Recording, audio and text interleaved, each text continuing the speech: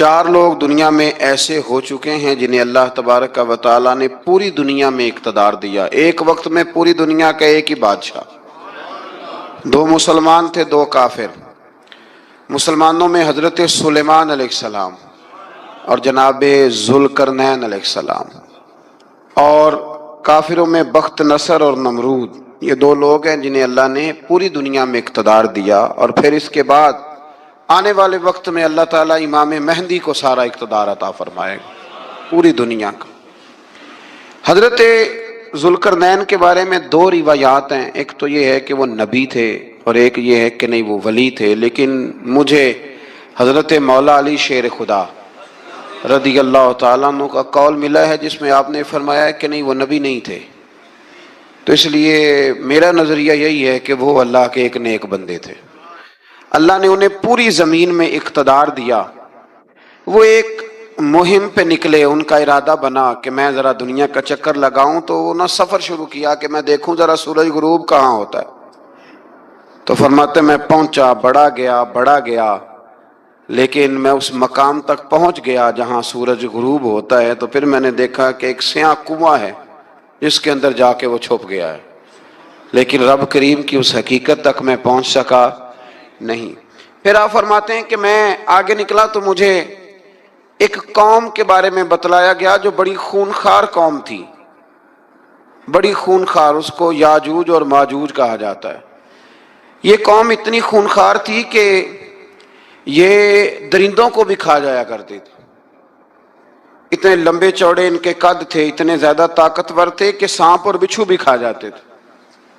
یہ نکلا کرتے تھے سبزے کے دنوں میں تو ساری کھیتیاں اجاڑ جاتے تھے، ہر چیز تباہ کر جاتے تھے، حتیٰ کہ انسانوں تک کو کھا جاتے تھے۔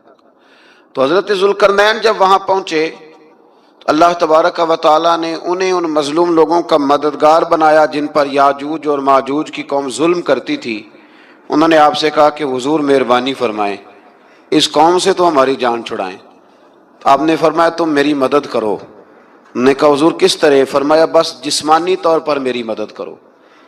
تو آپ نے پھر وہاں ایک دیوار بنائی، ایک دیوار، لوہا کاٹ کر، سیسا پگھلا کر، پتھر ڈال کر ایک بڑی موٹی تازی دیوار بنائی، اور اتنی اونچی بنائی، اور پھر اس کے چاروں جانب آگ جلائی تاکہ وہ لوہا اس طرح پگھل جائے کہ وہ دیواروں کے ساتھ چپک جائے، تاکہ کوئی آدمی پیر رکھنا چاہے تو پیر رکھ کے اس پہ چڑھ نہ سکے۔ آپ نے وہ دیوار بنائی۔ اب اس قوم کا حال یہ ہوا کہ وہ اس کے اندر قید ہیں، وہ صبح جب اٹھتے ہیں تو اس کو توڑنا شروع کرتے ہیں، توڑتے رہتے ہیں، تو جب شام ہوتی ہے تو ان میں سے ہر روز ایک شخص کہتا ہے اتنی رہنے دو، باقی کل کریں گے۔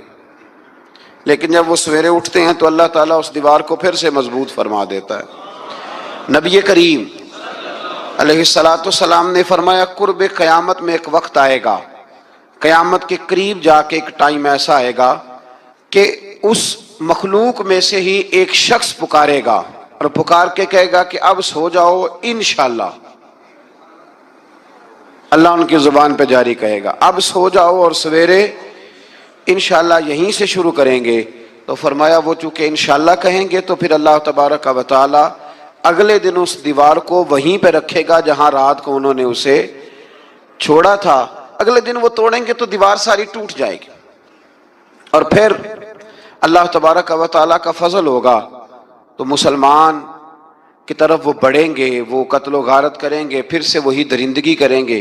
تو پھر حضرت عیسیٰ علیہ السلام ان کے لیے دعا کریں گے، تو دعا کا یہ حال ہوگا کہ ان کے وجود پر کچھ ایسی چیزیں برآمد ہوں گی جن کی وجہ سے وہ مر جائیں گے، ختم کر دیے جائیں گے، قیامت کے قریب جا کے وہ دوبارہ آئیں گے۔ اس کے بعد پھر اللہ تبارک و تعالیٰ نے سورہ کہف کی آخری آیات میں 7 سمندر اور ان جیسے اور بھی آ جائیں، فرمایا 7 سمندر ہوں اور ان جیسے اور بھی آ جائیں اور مل کر وہ روشنائی بن جائیں تو میرے رب کے کلمات ختم ہونے سے پہلے سمندر ختم ہو جائیں گے۔ اور آخری آیت میں اللہ تعالیٰ نے فرمایا کہ اے رسول صلی اللہ تعالی علیہ وسلم آپ کہہ دیجئے کہ میں تمہاری طرح ہی ایک بشر ہوں، انا بشر مثلکم، میں بھی تمہاری طرح ایک۔ اب مثلکم کا بہت سارے لوگوں نے ترجمہ اپنی طرح کا کر لیا ہے، حالانکہ حضور صلی اللہ تعالی علیہ وسلم نے فرمایا کہ بشر ہونے میں تمہاری طرح ہوں، रसूल होने में तुम्हारी तरह नहीं, अल्लाह का हबीब होने में तुम्हारी तरह। और वो ये जो मैं कह रहा हूं ना, नहीं, तो ये सही बुखारी के लफ्ज हैं। हुजूर ने फरमाया अय्युकुम मिस्ली, कौन है तुम में जो मेरी तरह हो, ये सही बुखारी के लफ्ज हैं। अल्लाह तबारक व तआला समझने की तौफीक अता फरमाए। फिर इससे आगे सूरह मरियम शुरू होती है। इस सूरत में अल्लाह तबारक व तआला ने हजरत ज़करिया अलैहिस्सलाम का जिक्र फरमाया है कि वो लावलद थे और बुढ़ापे की उम्र को पहुंच चुके थे। उन्होंने अल्लाह ताला से औलाद की दुआ की जो इनका और आले याकूब का वारिस हो, तो अल्लाह ताला ने उन्हें बेटे की बिशारत अता फरमाई जिसका नाम उन्होंने याहया रखा।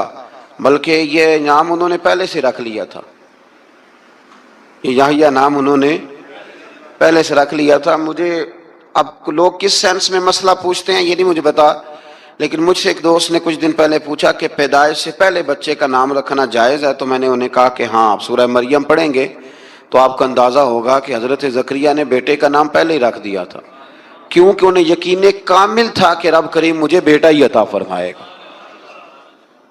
तो हज़रत याहया अलैहिस्सलाम को अल्लाह ताला ने बचपन में ही नबुव्वत अता की और किताब दी। इनके औसाफ ये बयान किए कि वो पाकीज़ा और मुत्तकी थे, माँ बाप के साथ नेकी करने वाले थे और सरकश नहीं थे। इन पर सलाम हो जब वो पैदा हुए, और इन पर सलाम हो जब उनकी वफात हुई, और क़यामत के दिन जब उन्हें उठाया जाएगा। इससे मालूम हुआ कि नबी करीम अलैहिस्सलाम पर या किसी भी नबी पर सलाम भेजना और उस दिन पर सलाम भेजना जिस दिन अल्लाह ताला ने उन्हें पैदा फरमाया है, ये कुरान मजीद से साबित है। यानी आप ये कह सकते हैं कि जिस सुहानी घड़ी चमका तैबा का चांद, उस दिल अफरोज सात पे, दिल अफरोज सात पे लाख। तो ये ऐने कुरान मजीद है कि जिस दिन वो पैदा हुए उस दिन उन पर सलाम। अल्लाह ताला समझने की तौफीक अता फरमाए। फिर इससे आगे चलकर हजरत मरियम सलामुल्लाह अलैहा का जिक्र है कि उनके पास फरिश्ता आया। हम तीसरे पारे में भी उनका जिक्र पढ़ आए। फिर एक आध और जगह पे भी इशारतन किनायतन उनका तज़किर आया कि उनके पास फरिश्ता इंसानी शक्ल में आया, और फरिश्ते ने आके कहा कि मैं आपको बेटे की बिशारत देने आया।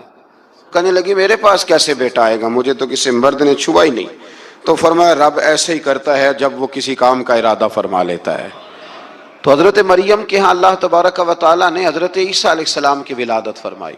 हज़रत ईसा बगैर बाप के पैदा हुए और हज़रत आदम अलैहिस्सलाम गैर माँ बाप के पैदा हुए। तो ये अल्लाह की कुदरत की निशानी है।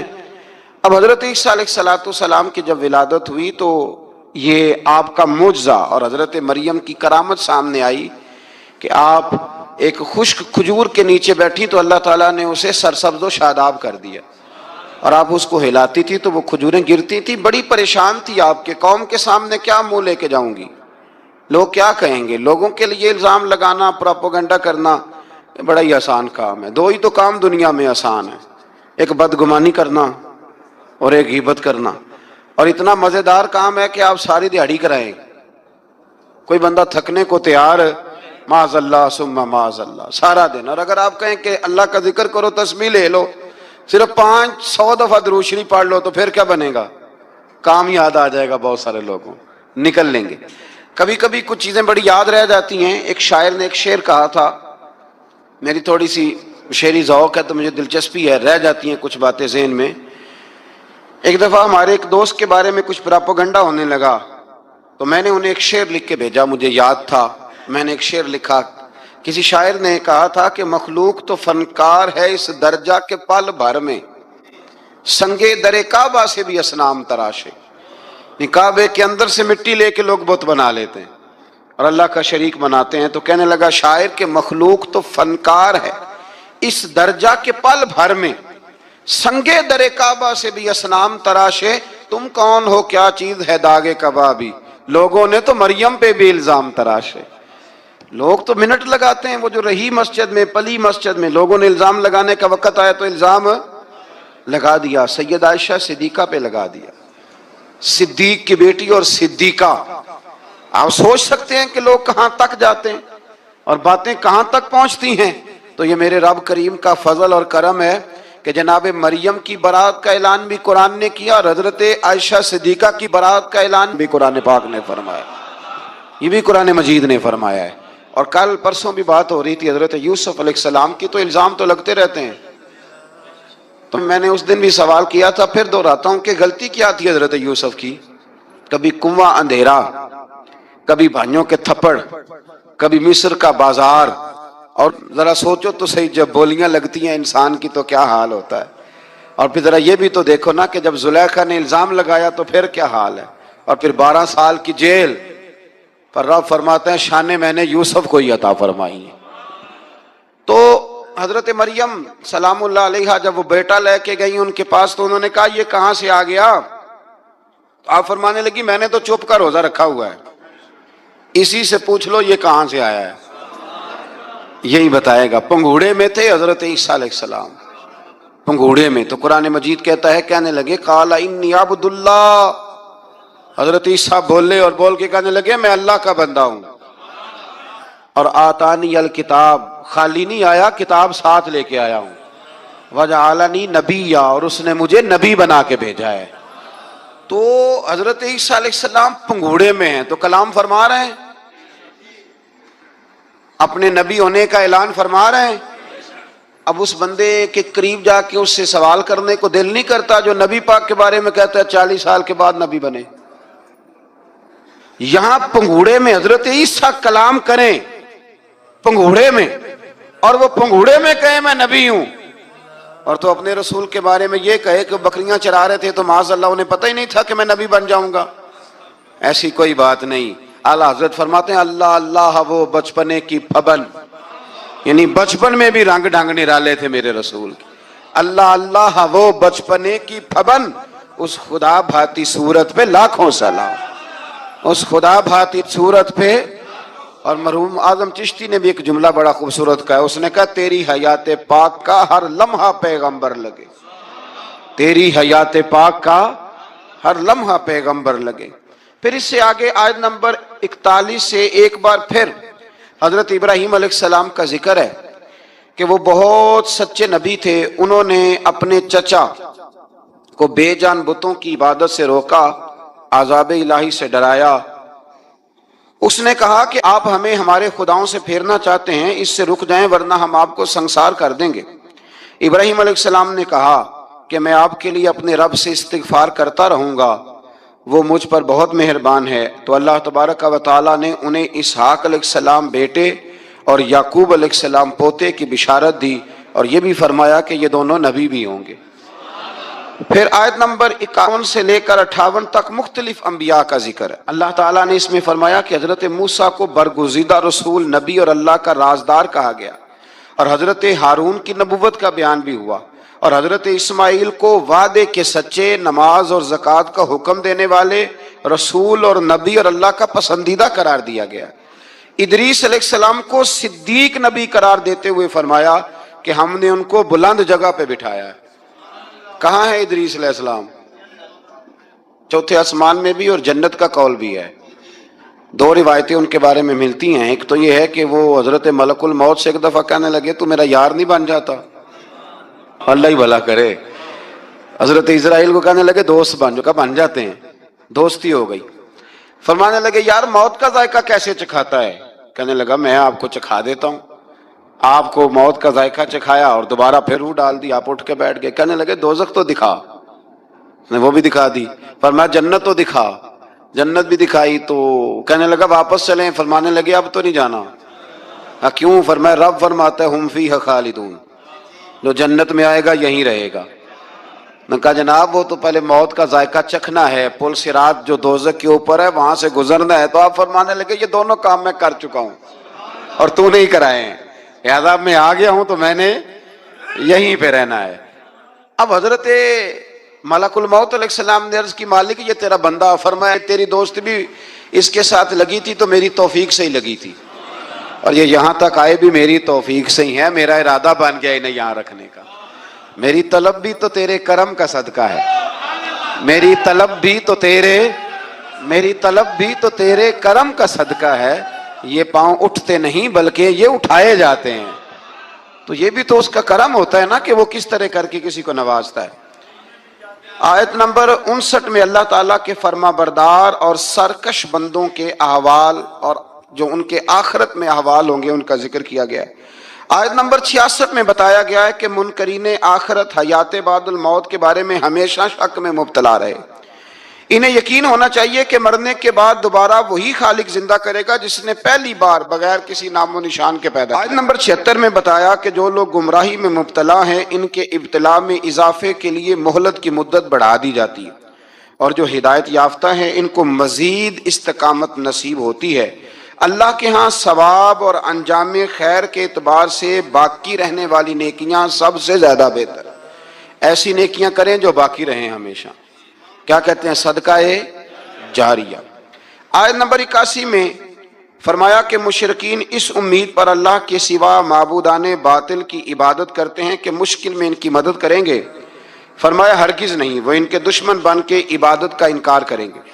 آیت نمبر 88 میں بتایا کہ کفار نے اللہ کی طرف اولاد کی نسبت کر کے نہایت سخت بات کی۔ یہ تو اتنا سنگین جرم ہے کہ اس سے آسمان پھٹ پڑے، زمین شک ہو جائے اور پہاڑ ریزہ ریزہ ہو جائیں۔ مزید فرمایا کہ آسمان اور زمین میں جو کوئی بھی ہے سب اللہ کے حضور بندے بن کے حاضر ہوں گے۔ آیت نمبر 97 میں فرمایا جو لوگ ایمان لائے اور نیک کام کیے ان قریب رحمان لوگوں کے دلوں میں ان کی محبت پیدا فرما دے۔ یہ جو شرک والا معاملہ ہے نا، یہ بڑا سادہ سا ہے۔ کچھ لوگ آج نئے فلسفی اٹھے ہیں تو وہ کچھ عجیب و غریب سی باتیں دہریوں جیسی کرنے لگے ہیں، اور بعض مضامین ہم دیکھتے ہیں تازے جو چھپتے ہیں ان کے اندر بھی وہ اشارتاً کنایاتاً مذہب کی بنیاد پر تقسیم نہیں ہونی چاہیے، انسان بحیثیت انسان قابل تکریم ہے۔ تو ایک بات سمجھ لیں کہ جو مکان کی رجسٹری آپ کے نام ہے اگر کوئی اور دعویٰ کرے اس کا تو آپ کو برداشت ہے؟ یہ ہو نہیں نہ سکتا میاں۔ ملک میں وزیر کئی ہو سکتے ہیں پر وزیر اعظم ایک ہوتا ہے، اس کو سمجھ لیں۔ تو جب اللہ کی توحید میں کو کسی کو شریک ٹھہراتا ہے تو بہت بڑا جرم کرتا ہے، وہ بہت بڑا جرم کرتا ہے۔ یوں سمجھ لیں کہ جیسے آپ کی 5 مرلے کی زمین پہ کوئی آ کے قبضہ کرے، اسے مار دینے کو دل کرتا ہے۔ اس لیے یہ ساری زمین رب کریم کی ہے، آسمان و زمین کا خالق اور مالک۔ تو شرک ناپسندیدہ بات، ناپسندیدہ۔ سورہ طٰہٰ شروع ہوتی ہے۔ اس سورہ طٰہٰ میں نبی پاک صلی اللہ تعالی علیہ وسلم کو رب کریم نے فرمایا کہ محبوب قرآن اس لیے نازل نہیں کیا تھا کہ آپ مشقت میں پڑ جائے۔ نبی کریم لمبی لمبی نمازیں پڑھتے تھے، لمبی لمبی، تو قرآن مجید نے کہا طٰہٰ ما انزلنا علیک القرآن لتشقیٰ، محبوب قرآن اس لیے نازل نہیں کیا کہ آپ مشقت میں پڑ جائیں۔ حضور لوگوں کو بڑی جد و جہد کے ساتھ دین کی طرف بلاتے تھے، تو کہا محبوب قرآن اس لیے نازل نہیں کیا تھا کہ آپ مشقت میں پڑ جائیں، آپ تو مشقت کرنے لگ گئے۔ وہ یا رب اپنے محبوب کو کہہ رہا ہے، جیسے سورہ مزمل میں بات ہوئی نا کہ محبوب تھوڑا آرام بھی فرما لیا کر، محبوب تھوڑا آرام بھی فرمائے۔ پھر فرمایا کہ یہ قرآن نصیحت کے لیے نازل ہوا ہے، اور اللہ ظاہر و باطن سب کو جانتا ہے، اور وہ وحدہ لا شریک ہے، اور سارے اچھے نام اسی کے ہیں۔ آیت نمبر 10 میں فرمایا کہ مدین سے واپسی کے سفر کے دوران موسیٰ علیہ السلام اس واقعے کا بیان کیا کہ وہ اپنی جگہ پر رکے ہوئے تھے، تو وہیں انہیں غیب سے ندا آئی کہ اے موسیٰ میں آپ کا رب ہوں، آپ وادی مقدس میں ہیں تو ادباً اپنے جوتے اتار دیجئے، میں نے آپ کو چن لیا ہے، میرے پیغام وحی کو توجہ سے سنیے، میں اللہ وحدہ لا شریک ہوں، میری بندگی کیجیے، میری یاد کے لیے نماز قائم کیجیے، قیامت آنے والی ہے، اسی کی طرف آپ توجہ فرمائیے۔ اسی موقع پر آپ کو جو معجزات عطا کیے گئے ان کا بھی ذکر ہے، اور وہ ہم پیچھے بہت ساری جگہوں پہ اس کا ذکر کر آئے کہ اللہ تعالیٰ نے ان کو ایک ایسا عصا عطا فرمایا تھا کہ وہ ایک دم میں ہی بہت بڑا اژدہا بن جایا کرتا تھا، اور پھر حضرت سیدنا موسیٰ علیہ السلام اپنا ہاتھ گریبان میں ڈال کے نکالتے تھے تو آفتاب کی طرح روشن ہو جاتا تھا۔ اقبال کہتے ہیں یدے بیضا لیے بیٹھے ہیں اپنی آستینوں، یدے بیضا لیے، چمکتے ہوئے ہاتھ ہیں ان کے، تو یہ اپنی آستینوں میں چھپا کے بیٹھے ہیں۔ پر اقبال نے یہ ولیوں کے لیے کہا ہے، نہ پوچھ ان خرقہ پوشوں کی، ارادت ہو تو دیکھ ان کو، ارادت ہو تو محبت کے ساتھ دیکھ، تنقید کے ساتھ تو پتہ ہے پھر بندے کو کوئی شے نہیں ملتی، آنکھیں گونگ ہو جاتی۔ ارادت ہو تو دیکھ ان کو، یدے بیضا لیے بیٹھے ہیں اپنی آستینوں میں۔ پھر اللہ تعالیٰ نے نا حضرت موسیٰ علیہ السلام کو حکم دیا تھا کہ فرعون کو دعوت دیں، تو حضرت موسیٰ نے دعا مانگی جو آیت نمبر 25 اور 28 میں موجود ہے، رب اشرح لی صدری ویسر لی امری واحلل عقدۃ من لسانی یفقہوا قولی۔ اے میرے رب میرے لیے میرا سینہ کھول دے، میرے لیے میرا کام آسان کر دے، میری زبان کی گرہ کھول دے تاکہ وہ لوگ میری بات کو سمجھ سکیں۔ یہ آپ نے دعا فرمائی، اور آگے جا کے مزید آپ نے التجا کی کہ میرے خاندان میں سے میرے بھائی ہارون کو اس مشن میں میرا وزیر بنا دے تاکہ مجھے تقویت ملے، اور اسے میرا شریک کار بنا دیجیے۔ اللہ تعالیٰ نے ان کی اس دعا کو قبول فرما لیا۔ آیت نمبر 38 سے حضرت موسیٰ علیہ السلام کی پیدائش کا ذکر ہوتا ہے، اور یہ تقریباً آیت نمبر 76 تک چلتا ہے۔ واقعہ آپ نے پہلے بھی سنا ہوا ہے، اپنے لفظوں میں بھی عرض کیے دیتا ہوں۔ فرعون کو اس نے وہ خواب دیکھ لیا تھا کہ ایک ستارہ اٹھے گا اور پھر وہ گرے گا تو میری ساری سلطنت کو تباہ کر دے گا۔ نجومیوں سے اس نے پوچھ لیا، اس نے کہا کہ ایک بچہ پیدا ہوگا جو تیری سلطنت کو تباہ کرے گا۔ چاہیے تو یہ تھا کہ وہ توبہ کرتا، لیکن اس نے کیا کیا کہ اس نے بچوں کو قتل کرانا شروع کیا۔ یذبحون ابناءکم، ذبح کرا دیتا تھا تمہارے بیٹوں کو، اور بچیوں کو وہ زندہ رکھتا تھا۔ اللہ تبارک و تعالیٰ کی قدرت دیکھیے، رب بڑا ہی کریم ہے۔ آپ یقین کریں مولا کے دینے کے انوکھے ہی انداز ہیں۔ یعنی حضرت موسیٰ کوہ طور کے پاس آگ لینے جائیں تو اللہ تبارک و تعالیٰ پہلی وہی فرما کے نبی بنا لے۔ بھائی حضرت یوسف کو کنویں میں ڈالیں تو رب وہاں سے نکال کے مصر کا حکمران بنا دے۔ وہ بڑا ہی بے نیاز ہے، مولا کے دینے کے انداز بڑے ہی انوکھے ہیں، وہ بڑے انوکھے انداز میں نوازتا ہے۔ تو حضرت موسیٰ جب پیدا ہوئے تو ان کی والدہ نے پتہ کیا کیا، ان کو ایک صندوق میں بند کر کے دریا میں بہا دیا۔ اب دریا میں بہتے جا رہے ہیں تو ماں تھی تو پریشان بھی ہو گئی، ان کی ہمشیرہ کو کہنے لگی ذرا دھیان رکھنا کدھر جاتے ہیں۔ حضرت موسیٰ علیہ السلام دریا میں بہتے بہتے نا، فرعون نے نا دریا کے کنارے مکان بنایا ہوا تھا۔ آپ کو پتہ ہے بادشاہوں کا ذوق ہوتا ہے، آج کل ہمارے جو حکمران ہیں انہوں نے اس کا نام فارم ہاؤس رکھا ہوا ہے، میرا فارم ہاؤس، اور پرانے زمانے میں لوگ ڈیرا کہتے تھے۔ تو اس نے بھی اس طرح کا فارم ہاؤس بنایا ہوا تھا۔ وہاں پہ حضرت موسیٰ علیہ السلام تیرتے ہوئے تابوت کے اندر، صندوق کے اندر جا رہے ہیں۔ فرعون اور ان کی بیوی حضرت آسیہ بے اولاد تھیں، بڑی تڑپ تھی بیٹے کی، وہ بھی وہاں کھڑی تھی۔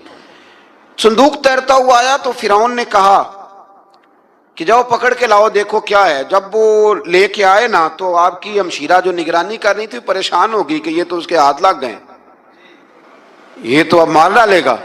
لیکن جب خوبصورت اور چمکتا ہوا بچہ دیکھا تو بی بی آسیہ کہنے لگی یہ بنی اسرائیل کا ہے ہی نہیں، یہ تو پتہ نہیں کہاں سے بہتا ہوا یہاں آ گیا ہے، تم ایسے ہی چھوڑ، یہ پتہ نہیں کہاں سے، رکھ نہ لیں، رکھ نہ لیں۔ تو حضرت موسیٰ علیہ السلام وہ کہنے لگا نہیں انہی کے ہیں، موسیٰ علیہ السلام اسی کے ہیں۔ تو آسیہ کہنے لگی تیرے تو سر پہ نا بس بھوت ہی سوار ہو گیا، ہر وقت وہی لوگ تجھے یاد رہتے ہیں، یہ پتہ نہیں کہاں سے بہ کے آیا ہے۔ اب رکھ لیا، مان گیا فرعون۔ آپ فرعون کے گھر میں جو اس لیے بچے مروا رہا تھا کہ میری سلطنت حضرت موسیٰ پیدا نہ ہو جائیں، تو اسی کے گھر میں پرورش پانے لگے، اسی کے گھر میں۔ اب عورتیں منگائیں گئی دودھ پلانے کے لیے، تو حضرت موسیٰ علیہ السلام کسی بی بی کا دودھ نہیں پیتے، تو آپ کی ہمشیرہ نہ وہیں دائیں بائیں گھومتی رہتی۔ تو کہنے لگی جناب آسیہ سے کہ میں ایک بی بی کو جانتی ہوں، بڑی صاف ستھری ہے، مجھے امید ہے یہ بچہ اس کا دودھ پیے گا۔ تو فرعون کہنے لگا دوڑ کے لا، تو وہ اپنی والدہ کو لے کے آئیں تو حضرت موسیٰ نے فوراً دودھ پینا شروع کر دیا۔ فرعون کو پھر تھوڑا شک ہوا۔ ایک روایت یوں بھی لکھی ہے بعض لوگوں نے کہ فرعون ایک دن اٹھایا ہوا تھا حضرت موسیٰ کی، ابھی تھوڑی سی عمر تھی، تو آپ نے اس کی داڑھی پکڑ کے تو ایک گھونسا دے مارا، جلالی تو شروع سے ہے نا۔ تو کہنے لگا آسیہ تو مان نہ مان یہ بچہ وہی ہے۔ تو حضرت بی بی آسیہ کہنے لگی کہ تجھے غلط فہمی ہے، یہ وہ نہیں ہے۔ اس نے کہا دیکھو نا یہ تو اٹھاتی ہے تو پیار کرتا ہے، اور میرے جب قریب آتا ہے تو اس کے لب و لہجے میں تلخی محسوس کرتا ہوں۔ اس نے کہا بچوں کو کیا پتا۔ خیر ایک طرف اس نے کھانے پینے کی چیزیں رکھ دی، ایک طرف انگارے رکھ دیے۔ وہ بھی حضرت آسیہ کہتی ہیں کہ تجھے سمجھ آئے بچے بچے ہوتے ہیں۔ حضرت موسیٰ بچے تو تھے پر تھے تو اللہ کے نبی نا، اللہ کے نبی تھے۔ جب اس نے کہا نا یہ بچے ہیں تو حضرت موسیٰ علیہ السلام بجائے انگاروں کی طرف جانے کے، نبی تھے وہ سیدھے کھانے پینے والی چیزوں کی طرف بڑھنے لگے۔ فرعون کہنے لگا اب بتا اللہ تعالیٰ نے حضرت جبریل کو بھیجا، انہوں نے کہا ادھر نہیں جانا، آپ ادھر جائیے. تو آپ آگ کی طرف گئے اور ایک کوئلہ اٹھا کے زبان پہ رکھ لیا. تو آسی کہنے لگی سمجھ آئی، بچے کو کیا پتا کدھر جانا ہے کدھر نہیں جانا، اگر وہ اتنا ہی خیال ہوتا وہی بچہ ہوتا تو آگ. اور بعض مفسرین نے لکھا ہے یہ جو حضرت موسیٰ دعا مانگتے تھے نا رب اشرح لی صدری ویسر لی امری، یہ وہ آگ کا انگارہ جب کوئلہ منہ میں رکھا تھا نا تو اس کی وجہ سے زبان میں کچھ لکنت آ گئی، تو آپ دعا کرتے تھے کہ یا اللہ میری زبان کی وہ بند گرا کھول دے تاکہ میں کھل کے فرعون کے سامنے بات کر سکوں. وہیں حضرت موسیٰ پلنے لگے، وہیں پلے، وہیں جوان ہوئے، وہیں اللہ نے ساری دولتیں دی، بہن بھی ملی، ماں بھی ملی، اور سارے عزیزوں کا پیار بھی ملا. اسی گھر کے اندر اللہ نے پرورش کر کے فرعون کے ظلم سے بنی اسرائیل کو نجات عطا فرمائی. آج نمبر 77 سے موسیٰ علیہ السلام کو حکم ہوا کہ راتوں رات بنی اسرائیل کو لے کے نکل جائیں. انہیں اللہ کی طرف سے یقین دلایا گیا کہ ان کے لیے سمندر میں خشک راستہ نکال لیا جائے گا. فرعون نے ان کا تعاقب کیا اور سمندر میں غرق کر دیے گئے. اس مقام پر اللہ تعالیٰ نے بنی اسرائیل پر اپنے احسانات کا ایک بار پھر ذکر فرمایا. حضرت سعد بن ابی وقاص رضی اللہ تعالیٰ عنہ بھی ایک دن جہاد کے لیے نکلے تو رستے میں سمندر آ گیا. حضرت موسیٰ کی قوم کو نا سمندر نے رستہ دیا تھا، تو جناب سعد بن ابی وقاص سمندر کے کنارے کھڑے ہو کے اب وہ لوگ پوچھنے لگے حضور کیا کرنا ہے؟ فرمایا کرنا کیا ہے، ابھی دیکھیں کیا ہوتا ہے. تو فرمانے لگے وہ سمندر و دریا اگر تو حضرت موسیٰ کی نافرمان قوم کو رستہ دیتا ہے تو ہم تو رسول اللہ کے فرما بردار غلام ہیں، ہمیں بھی رستہ دے. تو 12 رستے بن گئے دریا میں سے. جناب سعد بن ابی وقاص لشکر لے کے گزر گئے، باہر گئے تو ایک دفعہ پھر صحابہ کو یقین دلایا. فرمایا کسی کی کوئی چیز تو نہیں رہ گئی دریا میں؟ دشت تو دشت ہیں دریا بھی نہ چھوڑے ہم، بحر ظلمات میں دوڑا دیے. اب میں کیا کروں، علامہ اقبال نے ہر جگہ کلام لکھا ہے، ہر جگہ. آپ کو پتہ نا ایک صاحب مجھے بھی سمجھا رہے تھے، میں نے جمعے میں بھی وضاحت کی، کہنے لگے آپ اقبال کی بڑی تعریفیں کرتے ہیں. میں نے کہا مجبوری ہے، وہ کام ہی تعریفوں والے کرتے ہیں تو ہو جاتی ہیں، کیا کیا جائے. آمدام برسر مطلب. تو حضرت سعد بن ابی وقاص نے پوچھا کچھ رہ تو نہیں گیا؟ کہا جناب پیالہ رہ گیا میرا مٹی کا دریا میں. تو حضرت سعد بن ابی وقاص کہنے لگے کوئی مسئلہ نہیں، ہم رسول اللہ کے غلام ہیں. اور اس پر بڑی دلائل ہیں، وقت نہیں ہے آگے بڑھنا ہے. فرمایا او دریا او ہمارا پیالہ تو واپس کر دے. تو ایک لہر آئی تو پیالہ بھی کنارے پہ پھینک گئی. تو اللہ تعالیٰ نے حضرت موسیٰ علیہ السلام کی قوم کو وہاں سے نجات دی. آیت نمبر 85 سے سامری کا ذکر ہے. سامری ایک جادوگر تھا. جب حضرت موسیٰ علیہ السلام تشریف لے گئے نا کوہ طور پہ، تو اس نے نا سونے کا ایک بچڑا بنا دیا تھا اور اس کے منہ میں ایسی تاریں اس نے لگائی تھیں کہ جب ہوا چلتی تھی تو وہ تاریں بجتی تھیں. مفسرین نے لکھا ہے. تو بنی اسرائیل والوں کو یہ کہتا تھا دیکھو یہ بولتا ہے. تو بڑے کمزور ایمان کے لوگ تھے، اس طرف متوجہ ہو گئے. حضرت موسیٰ علیہ السلام واپس آئے تو انہوں نے پوچھا کہ یہ ماجرا کیا ہے. تو اس نے کہا کہ میں نے نا حضرت جبریل علیہ السلام کا گھوڑا جب چل رہا تھا تو ان کے پاؤں سے جو مٹی لگ رہی تھی وہ مٹی میں نے تھوڑی اٹھا لی تھی اور وہ میں نے اس کے منہ میں رکھی ہے، جس کی وجہ سے اس کے منہ سے آواز ہے. وہ مٹی کب اٹھائی تھی وہ بھی لکھا ہے مفسرین نے کہ حضرت موسیٰ علیہ السلام نے جب کہا نا بنی اسرائیل والوں کو کہ گھوڑے ڈالو اندر، حالانکہ رستے بن بھی گئے تھے، پھر بھی کہنے لگے ایسا نہ ہو کہ اندر جائیں تو پانی پھر آ جائے. تو یہ جاتے نہیں تھے، ڈرتے تھے، کمزور ایمان کے لوگ تھے نا. اصل مسئلہ نا اندر کا ہے. آپ یقین کریں یہ بڑی باکمال بات ہے. میں تو اس نتیجے پہ پہنچا ہوں تھوڑی سی زندگی گزار کے کہ یقین اگر مضبوط ہو نا تو انسان کی زندگی کا ہر کٹھن رستہ آسان ہو جاتا ہے. لیکن جن لوگوں کے اندر مسائل بہت زیادہ ہوتے ہیں ان کے لیے بیرونی کوئی کام کرنا بھی بڑا ہی مشکل ہوتا ہے. تو یہ لوگ کہنے لگے کیسے اندر جائیں گے تو پھر نہ پانی مل جائے. تو حضرت جبریل امین آئے گھوڑی پہ بیٹھے ہوئے، انہوں نے آگے آگے گھوڑی دوڑائی. تو آگے گھوڑی دوڑی تو ان کے گھوڑے خود بخود پیچھے دوڑ پڑے. حضرت سیدنا جبریل کی گھوڑی جہاں پیر رکھتی تھی وہاں سے سبزہ اگتا تھا. سامری جادوگر تھا، حیرت انگیز چیزوں کو جمع کر لیتا تھا. اس نے وہ جمع کر کے رکھ لی اور بچڑا بنا دیا. تو حضرت موسیٰ علیہ السلام نے جب اس سے پوچھا تو اس نے یہ بات بتائی اور کہنے لگا یہ تدبیر مجھے میرے نفس نے سجائی تھی. حضرت موسیٰ نے اس سے کہا تو یہاں سے چلا جا، زندگی میں تیرے لیے وحشت کی سزا ہے،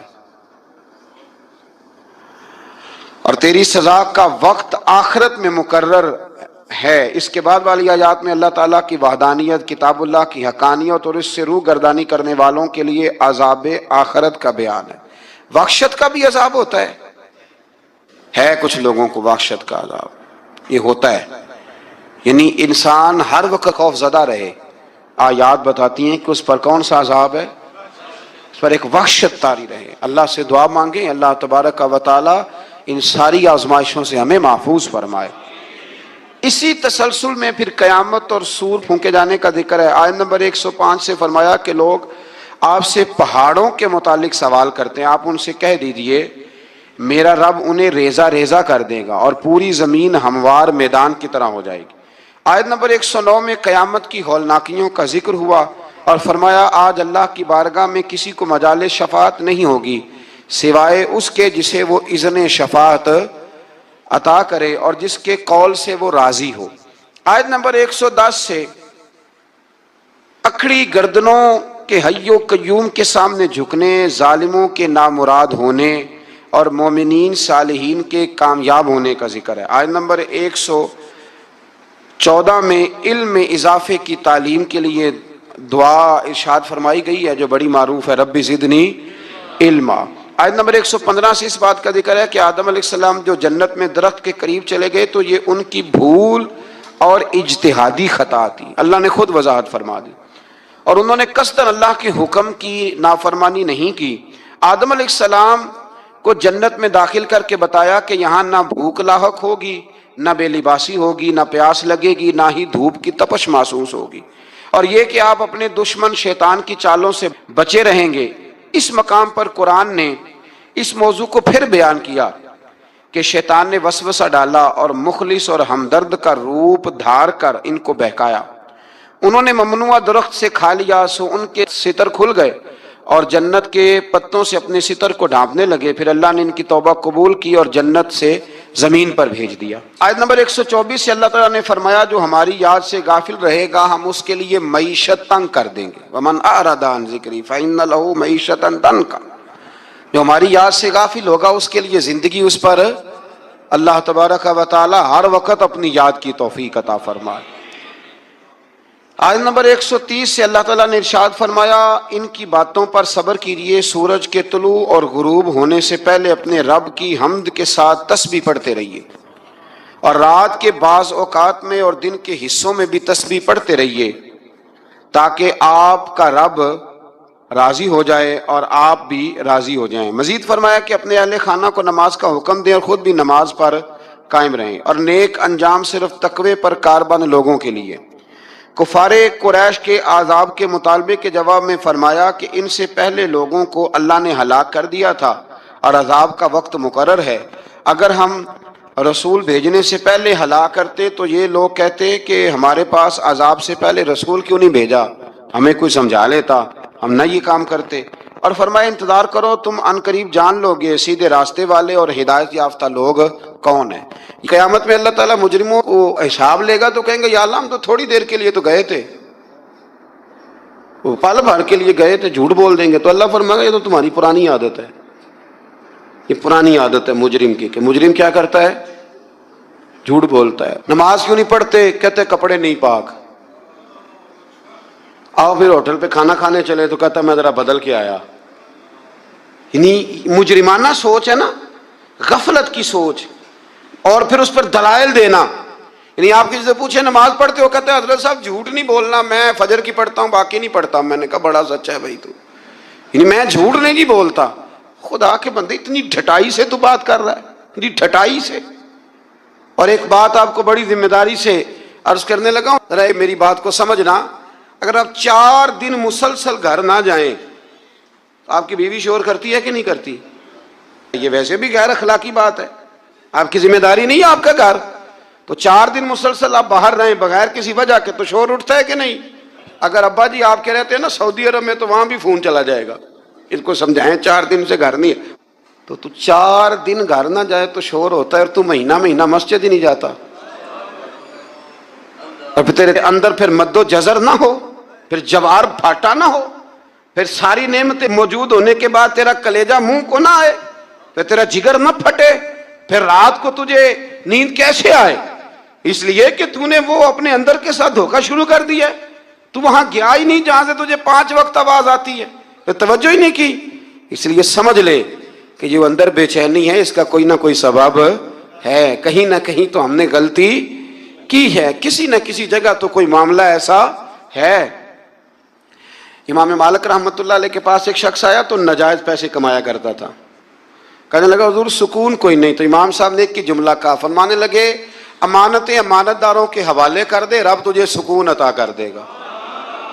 وہ بندہ کہنے لگا یہ کیا؟ فرمانے لگے میرے پاس کسی کی امانت ہو تو مجھے نیند کوئی نہیں آتی، تو نے تو یتیموں مسکینوں کی رکھی ہوئی ہے، تجھے کیسے آئے گی؟ جیتے جاگتے آدمی کی امانت میرے پاس ہو تو میں کہتا ہوں یہ چھین نہ جائے، تو نے تو لوٹ مار کی رکھی ہے۔ اللہ ہمیں سمجھنے کی توفیق عطا فرمائے۔ آگے سورہ لقمان شروع ہوتی ہے۔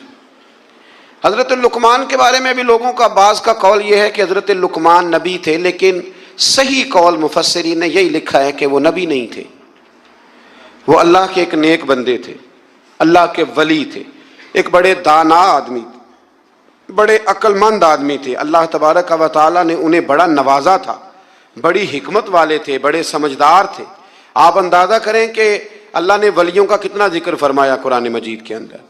سورہ لقمان ایک ولی کے نام پہ، حضرت سکندر ذوالقرنین اللہ کے، مولا علی کا قول میں نے عرض کیا تھا کہ وہ بھی اللہ کے ولی ہیں، جناب مریم بھی اللہ کی ولیہ ہیں، تو ان سب لوگوں کے ناموں پر اللہ تبارک و تعالیٰ نے قرآن مجید کی آیات کو رکھا ہے۔ تو سورہ لقمان ہے، اس میں حضرت لقمان نے جو اپنے بیٹے کو نصیحتیں کی ان کا بھی ذکر ہے، اور بھی کئی چیزوں کا ذکر ہے، لیکن اس کا جو اہم مضمون ہے وہ یہی ہے کہ حضرت لقمان نے اپنے بیٹے کو نصیحت کی۔ ایک بات سمجھ لینا، بڑی دنیا نصیحت کرتی ہے، لیکن جو باپ شفقت کے ساتھ گود میں بٹھا کے نصیحت کرتا ہے اس کا بڑا ہی مزہ آتا ہے۔ ہم بھی نصیحتیں کرتے ہیں گھر میں، پر کسی سے جھگڑا ہو جائے نا باہر، یا دیہڑی صحیح نہ لگے، یا کاروبار پہ چھٹی ہو جائے تو پھر ہمیں لیکچر یاد آتا ہے، وہ پھر گھر آ کے بڑے بوڑھے وہ سارا لیکچر گھر میں دیتے ہیں، اللہ ماشاء اللہ، وہ میری طرح کسی اور کے ستائے ہوئے، جانے کس عمر میں جائے گی یہ عادت میری، روٹنا اس سے تو اوروں سے الجھتے پھرنا، یعنی بات کوئی اور ہے، اور گھر آ کے تم نماز نہیں پڑھتے بچے میرے اس لیے ساری بے برکتی ہے۔ باپ بیگم صاحبہ آپ چونکہ نماز نہیں پڑھتی، ساری تباہی سی ہوتی ہے، تباہی بچے نماز نہ پڑھیں تو، گھر والی نماز نہ پڑھے تو بے برکتی ہوتی ہے۔ پر اب آپ کا موڈ بن گیا تھا تو آپ نے لیکچر دیا، تو اس طرح تھوڑی بچے نماز پڑھیں گے۔ بچے تو اس طرح نماز پڑھتے ہیں کہ آپ شفقت کی گود میں انہیں بٹھا لیں، پھر ان کا ماتھا چومیں اور کہ پتر تو 1 رکعت پڑھے گا نا تو تیرے باپ کا قد اللہ 1 فٹ بلند کرے گا قیامت میں، عزت کا قد اونچا ہوگا، عزت کا۔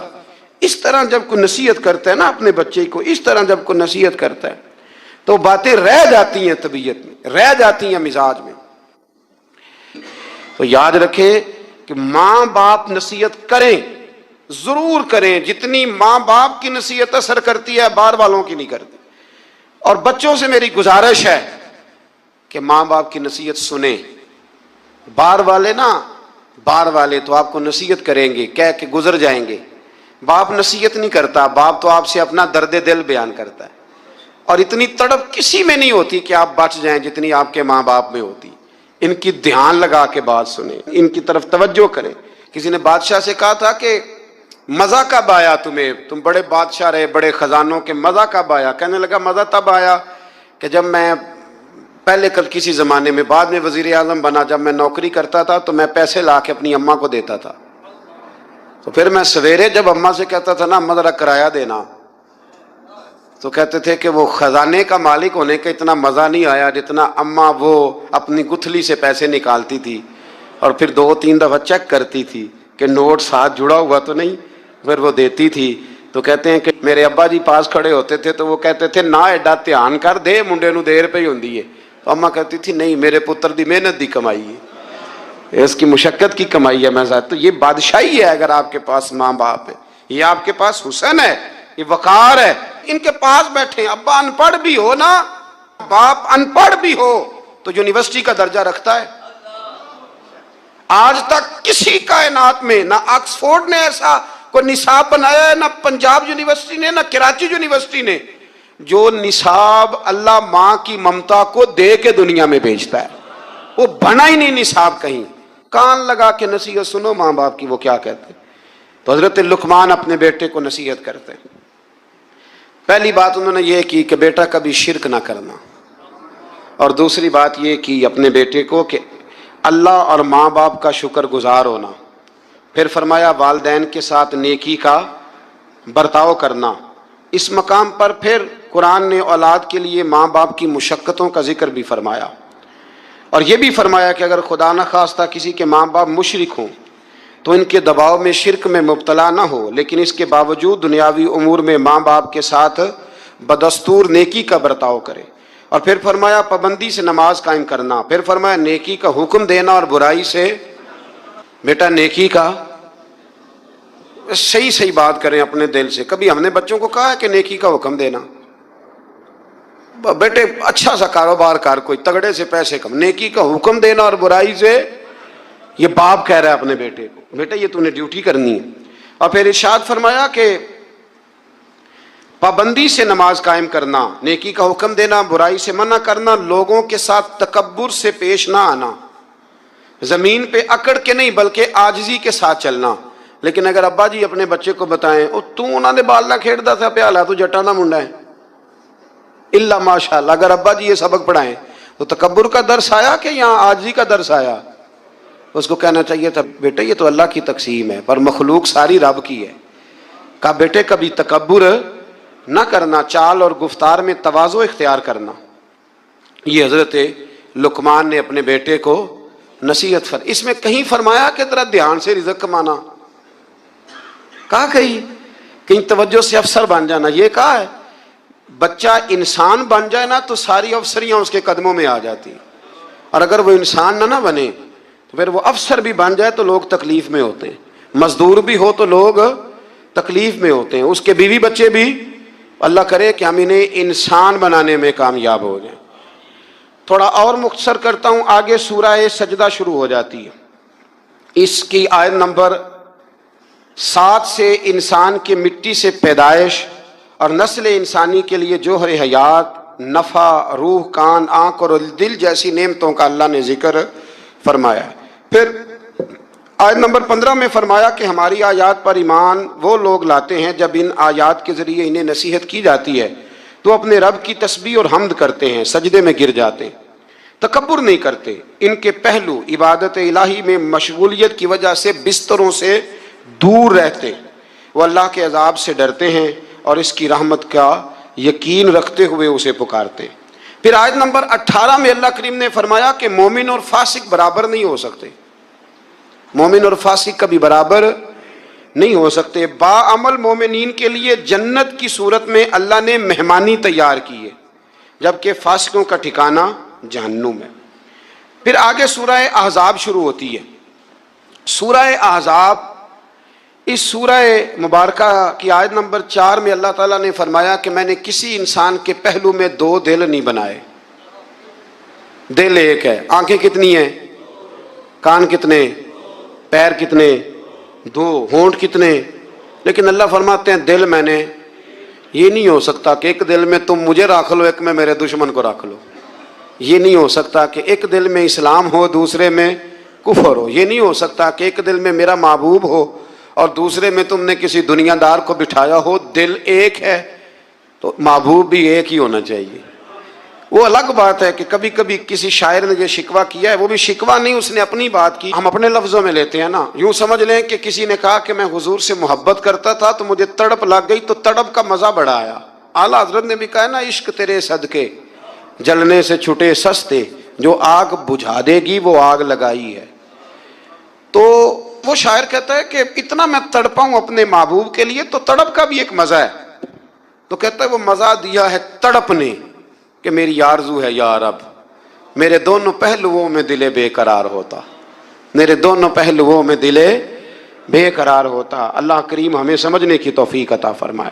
تو دل ایک ہے تو محبت بھی ایک ہی ہونی چاہیے. اسی آیت میں فرمایا کہ منہ بولے بیٹے وہ حقیقی بیٹے کے حکم میں نہیں ہوتے. نبی کریم علیہ السلام نے حضرت زید بن حارثہ کی پرورش کی تھی تو کچھ لوگوں نے زید بن محمد کہنا شروع کر دیا.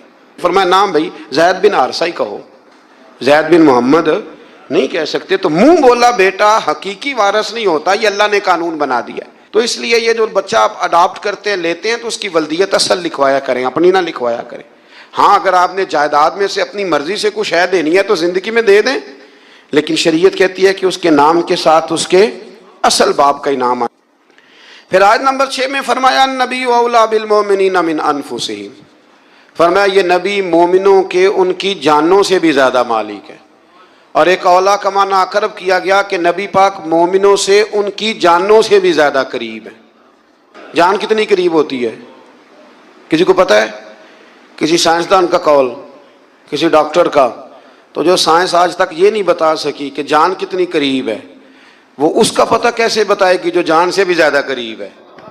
فرمایا محبوب جانوں سے بھی تمہارے زیادہ قریب ہے۔ اور اس کے ساتھ ہی فرمایا کہ جو نبی پاک علیہ الصلوۃ والسلام کی ازواج ہیں وہ مومنوں کی مائیں ہیں۔ آیت نمبر 7 میں انبیاء کرام کے فرائض رسالت کے متعلق لیے گئے وعدے کا ذکر ہے۔ پھر آیت نمبر 8 سے غزوہ خندق، جس کو غزوہ احزاب قرآن مجید نے کہا، اس غزوے کا بھی ذکر ہے۔ غالباً آیت نمبر 8 سے لے کر کوئی 20 آیت تک اس غزوے کا مختلف انداز میں سورہ احزاب کے اندر اللہ کریم نے 21ویں پارے میں ذکر فرمایا۔ کچھ یہودی بڑی بدعہدی کرتے تھے تو حضور نے انہیں وہاں سے نکال دیا تو وہ خیبر میں جا کے آباد ہو گئے۔ انہوں نے شرارت کی، مکے گئے اور مکے والوں کو تیار کیا کہ اس وقت بدر میں تم مسلمان تم سے جیت گئے تھے تو دیکھا نہیں تم نے احد میں، پھر تم جیت گئے معاذ اللہ، تو آؤ حملہ کرو ہم تمہاری مدد کریں گے۔ ابو سفیان کو تیار کیا اور کئی لوگوں کو تیار کیا، اور پھر بنو غطفان ایک قبیلہ تھا اس کو بھی ساتھ ملایا، کچھ اور قبیلوں کو ساتھ ملایا، تو تقریباً 10-12 ہزار کا لشکر لے کر انہوں نے مدینے پہ حملہ کیا، تیاری کی۔ نبی کریم علیہ السلام نے صحابہ کو مشورے کے لیے بلایا، بھائی خبر ملی ہے وہ تو آ رہے ہیں 10,000 کا لشکر لے کے، کیا کرنا ہے؟ سارے لوگ میٹنگ میں بیٹھے تو حضرت سلمان فارسی نے مشورہ دیا، عرض کی حضور ہمارے علاقوں کے اندر جب اس طرح کا ماحول ہوتا تھا تو خندق کھودی جاتی تھی، ایک چوڑی خندق جس کو دشمن پھلانگ نہ سکے، اس میں آگ جلائی جاتی تھی، گھوڑا کتنی کچھ چھلانگ لگا لے گا۔ مدینے کے 3 طرف ویسے ہی کہیں باغات ہیں، کہیں بڑی آبادی ہے گنجان آباد، کہیں پہاڑ ہیں، تو جو حصہ خالی ہے جہاں سے خطرہ ہے وہاں خندق کھود دیتے ہیں۔ نبی کریم نے فرمایا تمہاری بات مجھے بڑی پسند آئی ہے۔ آج کل بھی ویسے بڑے چھوٹوں سے مشورہ کرتے ہیں کہ نہیں؟ سوال ہی نہیں پیدا ہوتا۔ اور چلو میں بھی ایک بات کہہ ہی دیتا ہوں، اگر کئی دفعہ بندہ شاگردوں مریدوں سے مشورہ کر لے تو چوڑ بھی بڑے ہو جاتے ہیں، یہ بھی مسئلہ ہے۔ آپ مشورہ لے لینا، تو مشورہ تو آج کل ویسے بھی کوئی نہیں دیتا، جو بھی دیتا حکم ہی دیتا ہے، یعنی اگر آپ نے بات مان لی تو ٹھیک ہے، نہ مانی تو بندہ ناراض ہے۔ تو میں کہتا ہوں آپ نے مشورہ دیا تھا کہ حکم دیا تھا؟ اگر تو حکم دیا تھا تو پھر چلو گستاخی ہو گئی، اگر مشورہ تھا تو مشورہ رکھا بھی جا سکتا ہے اور رد بھی کیا جا۔ اب بہت کبار صحابہ نے یہ کہا کہ باہر جا کے جنگ لڑیں گے، اندر رہیں گے تو بزدل سمجھیں گے، لیکن حضور نے فرمایا نہیں، سلمان فارسی بات ٹھیک کرتا ہے۔ اب باقی ناراض ہو گئے، واک آؤٹ کر گئے، کسی نے شکوہ کیا بعد میں۔ مزاج کو سمجھے، اسلام کے مزاج کو سمجھے۔ میں جمعے میں بھی کہہ رہا تھا ہماری سب سے زیادہ لڑائیاں پتہ کیا ہیں؟ انہاں میں نے پوچھیا ہی نہیں، اس سب سے بڑی لمبی چوڑی لڑائی اس کا نام ہے نانا جی بگڑ گئے، دادا جی بگڑ گئے، ابا جی بگڑ گئے، اور موٹی بات کیا ہے؟ انہاں سانو پوچھا نہیں، با مرضی کر لی۔ یہ سب سے بڑی، آپ ٹٹول کے لیں پیچھے سے تو یہ جملہ برآمد ہو جاتا ہے، اب اس کا کیا حل کیا جائے؟ اور اس کی توبہ بھی کوئی نہیں، اللہ معاف کرے، یعنی معافی بھی نہیں ملتی اس فکرے کی۔ تو حضرت سلمان فارسی کے کہنے پر حضور نے خندق کھودنے کا ارادہ فرمایا۔ 40 گز خندق کھودیں گے، 10 بندے مل کے، 10 آدمیوں کو کہا 40 گز خندق کھودنی ہے، اور یہ 5 گز گہری ہونی چاہیے۔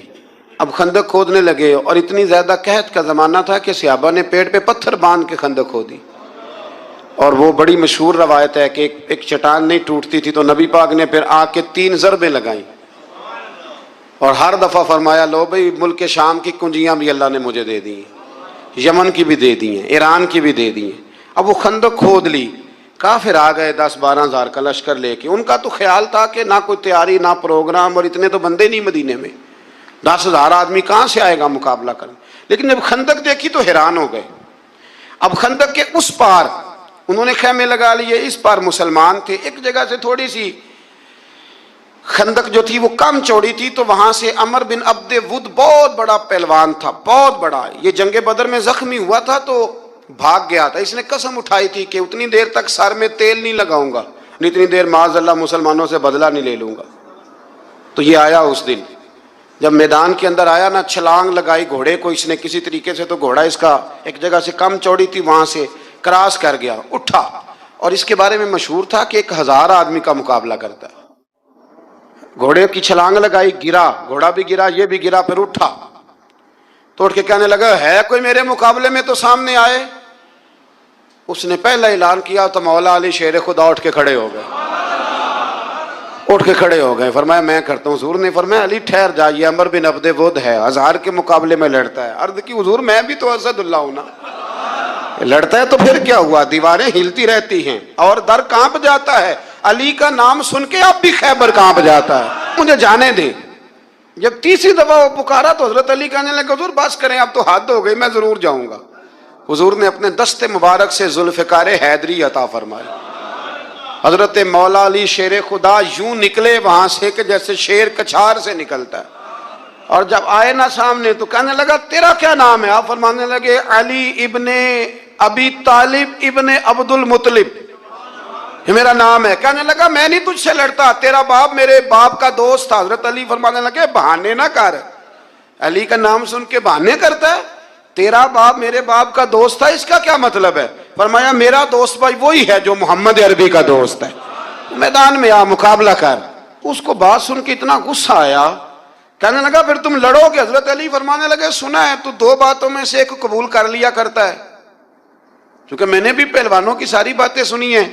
تو کہنے لگا وہ کیا؟ حضرت علی فرمانے لگے سنا ہے تو 2 میں سے ایک قبول کر لیتا ہے. فرمایا ہاں. کہنے لگے پھر 2 ہی باتیں ہیں، یا اسلام قبول کر لے یا میدان میں آ جا، ایک رکھ لے. کہنے لگا وہ تو نہیں میں قبول کرتا. تو حضرت علی فرمانے لگے پھر ڈر نہ، سامنے آ. اس نے بڑی زور سے حملہ کیا حضرت علی پہ، بڑی زور سے. حضرت علی رضی اللہ تعالیٰ عنہ کے سر اقدس پر زخم بھی آیا، میں پوری بات عرض کروں گا. اور ساری زندگی اس کا نشان مبارک سر پہ رہا، ساری زندگی. تو جب اس نے حملہ کر لیا تو پھر حضرت علی نے بغیر بتائے حملہ نہیں کیا. فرمانے لگے بھئی تیری باری ختم ہو گئی یا میری باری ہے؟ ذرا سنبھل کے رہنا، علی آنے لگا ہے. میں پشت پہ وار نہیں کرتا، میں بتا کے آیا کرتا ہوں. انا اسد اللہ و رسول، میں اللہ کا بھی شیر ہوں، رسول اللہ کا بھی شیر ہوں. فرمایا ذرا تیاری کر لے. حضرت علی نے ایک ہی ضرب لگائی، ایک ہی. تو صحابہ کرام فرماتے ہیں جب دونوں گتھم گتھا ہوئے تو ریت اتنی اڑی کہ کچھ سمجھ نہیں آ رہا تھا. فرماتے ہیں لوگ آنکھیں کھول کے دیکھ رہے تھے، اور جب ریت چھٹی نا تو کہتے ہیں وہ زمین پہ پڑا تھا، اس کے 2 ٹکڑے تھے اور علی شیر خدا اس کی چھاتی پہ کھڑے تھے. میرے رسول کریم نے فرمایا اس وقت، فرمایا خندق کے دن علی کی ایک ضرب ساری کائنات کی نفلی عبادتوں سے بہتر ہے. ساری دنیا کی نفلی عبادتوں سے مولا علی کی وہ ضرب بہتر ہے. 1 مہینے تک کافروں نے وہاں خیمے لگائے رکھے. ایک دفعہ حضرت علی نے ایک بندہ کاٹا، پھر دوبارہ جرت کوئی نہیں کی کسی نے آگے آنے کی، نہ کسی نے بتایا کہ وہاں سے ہے رستہ نکل جاؤ، کوئی آیا نہیں. پھر اللہ نے فضل فرمایا، جس کا یہاں اللہ نے آیت نمبر 8 سے آگے ذکر فرمایا. یہاں پھر اللہ نے فضل فرمایا. ان کے خیمے لگے تھے، ٹھنڈ بڑی تھی تو رب کریم نے ہوا بھیجی، ٹھنڈی ہوائیں چلی، آندھیاں آئیں، خیمے اکھڑ گئے، جانور ان کے رسے توڑا کے بھاگ گئے. ابو سفیان کہنے لگا بھئی بات یہ ہے کہ مہینہ ہو گیا میں یہاں، نہ وہ ہمارے قابو آئے، نہ کوئی بات مسئلے کا حل ہوا. اب یہ جو طوفان ہے نا، اس میں تو نہیں رہ سکتا، تم نے رہنا تو رہو. اس نے سب سے پہلے وہ بیٹھا اونٹ پر، اور روایت میں کتنی تیزی سے بیٹھا کہ اس کے اونٹ کا پاؤں بدا تھا، اسے یہ بھی یاد نہ رہا. اونٹ کو اٹھاتا ہے تو اٹھتا نہیں. تو کسی نے کہا سردار تجھے تو بھاگنے کی اتنی جلدی ہے کہ تو نے اونٹ کا پیر بھی نہیں کھولا. رسی تلوار سے کاٹی، جب وہ بھاگا تو سارے پیچھے بھاگ گئے. میرے حبیب فرمانے لگے دیکھو رب کریم نے ہمیں بغیر جنگ کے ہی فتح عطا فرما دی. اس ساری جنگ کے احوال اس پارے کے اندر رب کریم نے بیان فرمائے. اس کو جنگ احزاب بھی کہتے ہیں اور جنگ خندق بھی کہتے ہیں. پھر آیت نمبر 21 میں فرمایا لَقَدْ كَانَ لَكُمْ فِي رَسُولِ اللَّهِ أُسْوَةٌ حَسَنَةٌ، فرمایا بے شک تمہارے لیے نبی پاک کی زندگی میں بہترین نمونہ ہے. تمہیں دائیں بائیں جانے کی ضرورت ہی کوئی نہیں، جدھر جدھر حضور جاتے ہیں پیچھے پیچھے جاؤ. یہ رستہ تمہیں رب کریم کی بارگاہ ناز کے قریب کر دے گا۔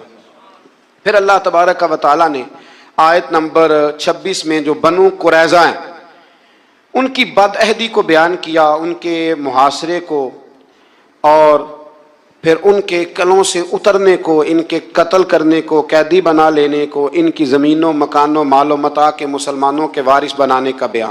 حشر میں پھر ملیں گے میرے دوستو، بس یہی ہے مقام آخری آخری۔ حشر میں پھر ملیں گے میرے دوستو، زندگی نے جہاں تک وفا کی رہی، چل دیے اب سلام آخری آخری۔ حشر میں پھر ملیں گے میرے دوستو، کہنا سب جیت جی کے شکوے گلے، آج سے ختم دنیا کے سب سلسلے، سمڑنے کو ہے دم نکلنے کو ہے، اب ہے قصہ تمام آخری آخری۔ حشر میں پھر ملیں گے میرے دوستو، مجھ کو نہلا کے پہنا دیے کفن،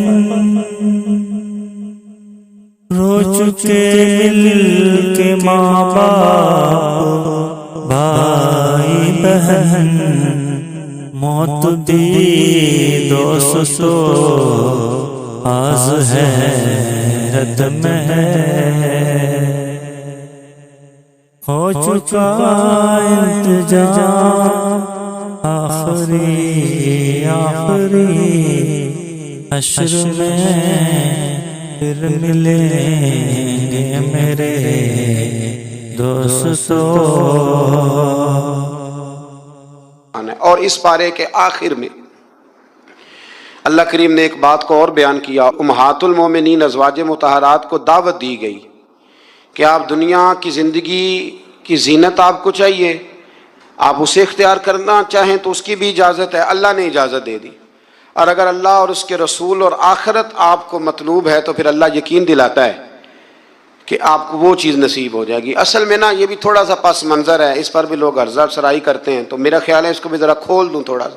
ایک زمانہ تو وہ تھا جب غربت تھی، پھر اللہ نے مال دیا، بنو قریظہ بنو نذیر بڑے بڑے علاقے فتح ہوئے، مال آیا تو باقی لوگوں میں مال بٹتا تھا، تو جو صحابہ کل غریب تھے مال غنیمت کی وجہ سے امیر ہو گئے، ان کی بیویاں بڑے بڑے اچھے لباس پہنتی، کھانا کھاتی، سارا کچھ ہوتا۔ تو ازواج مطہرات نے ایک دن نبی کریم کی بارگاہ میں یہ عرض کی کہ یا رسول اللہ صلی اللہ علیہ وسلم، جب تک تو حالات اور تھے تو ہم بھی خاموش تھیں، اب تو اللہ کا فضل ہے، لیکن آپ کے پاس جو آتا ہے آپ بانٹ دیتے ہیں، اگر کچھ نہ کچھ ہمیں میسر آ جائے۔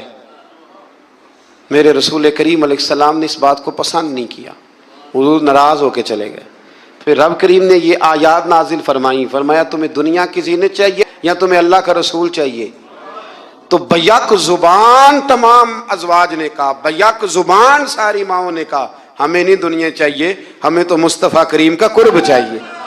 سب نے کہا کہ ہمیں تو نبی پاک کا قرب چاہیے، ہم اسی طرح رہیں گی، کھدر کا لباس پہن لیں گی، ایک وقت روٹی کھا لیں گی، پر رہنا رسول اللہ کے ساتھ ہے، رہنا نبی کریم کے ساتھ ہے۔ ایک اعلان یہ بھی ہے کہ آج سے نہ کوشش کریں رات کو کچھ دیر بیدار رہنے کی، کچھ وقت، اور رات کا آخری حصہ ہو جائے تو بڑا ہی اچھا ہے، اور ساری رات ہو جائے تو پھر تو بہت اچھا ہے. یہ 10 راتیں رسول کریم نے بیدار رہ کے گزاری ہیں. غریب لوگوں کو جب دیکھا ہے نا امام حسین کے نام کی نیاز پکاتے، غریب تھوڑا سا 400-500 کا لنگر، میں کسی بہت بڑے اہتمام کرنے والے کی نیت پر کیسے شک کر سکتا ہوں؟ ساری خلوص سے کرتے ہیں. لیکن وہ جو اپنی آمدن سے 4 روپے بچا کے 10 محرم کو نیاز پکاتا ہے نا، اور پھر جس ترتیب اور جس حسن سے وہ دعا مانگتے ہیں کسی کو بلا کے، محسوس ہوتا ہے کہ اللہ تعالیٰ نے رگ رگ میں محبوب کی اولاد کی محبت پیدا کر دی. اور یہ ہم نے دیہاتوں میں دیکھا، سادے لوگوں میں دیکھا.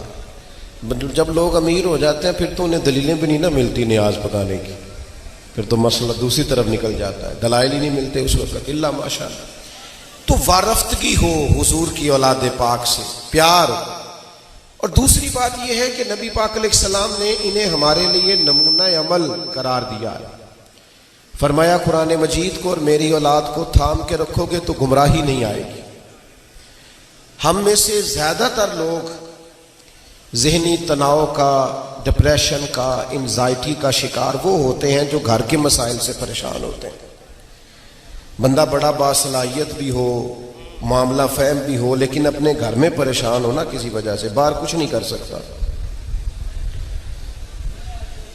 وہ بزرگ تھے، انہوں نے لکھا ہے کہ کوئی شخص گھر میں ناراض ہو کے آئے نا، استاد ہو کوئی تو گھر میں کسی وجہ سے ناراضگی کر کے آئے تو اسے کلاس نہیں پڑھانی چاہیے. گھر میں لڑ کے آ جائے استاد جی تو کلاس میں نہ بیٹھے. ایسا نہ ہو غصہ کسی کا ہو نکل کسی اور پہ جائے. جانے کس عمر میں جائے گی یہ عادت میری، روٹنا اس سے تو اوروں سے الجھتے پھرنا. تو کبھی کبھی انسان ڈسٹرب ہوتا ہے جب گھر کے مسائل سے ڈسٹرب ہوتا ہے. میرا خیال ہے میرے بھائی میں نے پہلے بھی تھوڑی تقریری کرنی تھی اور آپ بیٹھ نہیں رہے تو مجھے لگ رہا ہے اور کم کرنی پڑے گی. اللہ آپ کو سلامت رکھے. آپ بیٹھ جائیں، مہربانی فرمائے. ایک دوست کھڑا ہوتا ہے تو دوسرے سمجھتے ہیں کہ شاید یہ کھڑا ہونا کوئی ثواب کا کام ہے، وہ بھی کھڑے. جلدی سے بیٹھ جائیں، ایک دوسرے کو نہ بٹھائیں جی، خود بیٹھیں، کوئی کسی کو نہ بٹھائے، فٹافٹ بیٹھ جائیں. آپ کے پیچھے کتنے لوگ پریشان ہوئے. 2-1 باتیں کر کے میں اجازت چاہوں گا، آپ غور فرمائیے. گھر کے اندر اگر لوگ سکون چاہتے ہیں، اطمینان چاہتے ہیں تو اپنا گھر ان بنیادوں پر استوار کریں جو بنیادیں نبی کریم نے عطا فرمائی. سب سے پہلی بات یہ ہے کہ حضور نے اپنی اولاد کے لیے ڈھیر سارے وسائل جمع نہیں کیے. سمجھ لیں بات اچھے طریقے سے. یہ جو مہینہ گھر میں چولہا نہیں نہ جلتا تھا، فقیری تھی، اس پر حضور کی اولاد مجبور نہیں ہے. نبی کریم نے تو فرمایا کہ میرے رب نے مجھے اختیار دیا ہے، میں چاہوں تو وہ پہاڑ سونے کا بن جائے میرے ساتھ چلا کرے. لیکن نبی کریم نے اللہ کے حضور دعا مانگی اپنے لیے اور اپنی اولاد کے لیے. شاید یہ دعا کوئی مولوی پیر بھی نہ مانگتا ہو الا ماشاءاللہ، لیکن ترمذی میں موجود ہے. نبی کریم علیہ السلام نے دعا مانگی اللہ سے، کہا اے اللہ ایک وقت روٹی دینا اور ایک وقت فاقہ. میرا میٹھا کھانا ہی سنت نہیں، فاقہ کرنا بھی سنت ہے. ایک وقت روٹی دینا اور ایک وقت یہ فاقہ بھی حضور نے اللہ سے مانگا ہے. یہ پسند ہے نبی پاک. اور حضور عرض کرتے ہیں مالک جب تو مجھے روٹی دے تو میں تیرا شکر ادا کروں، اور جب تو مجھے فاقہ دے تو میں تیری بارگاہ میں التجا کروں. یہ فاقے حضور نے مانگے ہیں اپنی اولاد کو، اللہ سے طلب کیا. سادہ طرز زندگی. کون ہے اتنے بڑے مجمع میں جو یہ کہے کہ میری بیٹی سسرال میں اتنا کام کرتی ہے کہ ہاتھوں پہ چھالے پڑ جاتے ہیں؟ کہے. غریبی کا رونا تو ہر دوسرا آدمی رو رہا ہے نا، پر کسی کی بیٹی اتنا کام کرتی ہو کہ چھالے پڑ جائیں.